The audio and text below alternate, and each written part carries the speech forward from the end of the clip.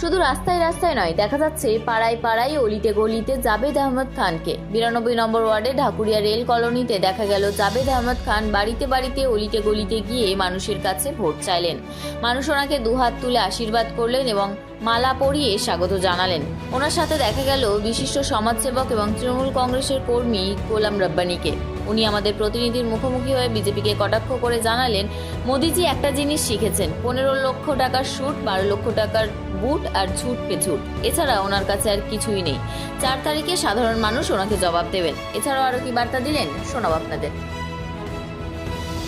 देखिए, एक होता है मेन रोड, एक होता है बाई रोड, एक होता है लेन, एक होता है बाई लेन। तो ये कोई भी गली, कोई भी चौराहा ऐसा नहीं छूटा है जावेद साहब का जहाँ पे उनको लोगों ने बुला बुलाकर स्वागत नहीं किया है।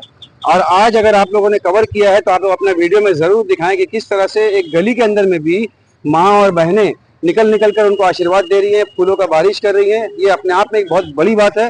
लेकिन साथ साथ जिनका लोग कह रहा था कि इनसे जो है टीएमसी का टक्कर बीजेपी से, मैं ये फिर कह दूं कि ये टक्कर कहीं नहीं है, बल्कि ये इलेक्शन जो है वॉकओवर हो चुका है। बीजेपी को चाहिए अपना प्रचार बंद करके, अपना पार्टी ऑफिस को बंद करके सीआरपीएफ को ले और दिल्ली चले जाए। हम लोगों ने देखा कि 2 करोड़ नौकरी का झांसा दिया गया, वो एक झूठ। हम लोगों ने देखा कि 15 लाख का हम लोगों को झांसा दिया गया, वो एक झूठ। हम लोगों को देखा गया 100 स्मार्ट सिटी दिया जाएगा, वो भी एक झांसा, वो भी एक झूठ।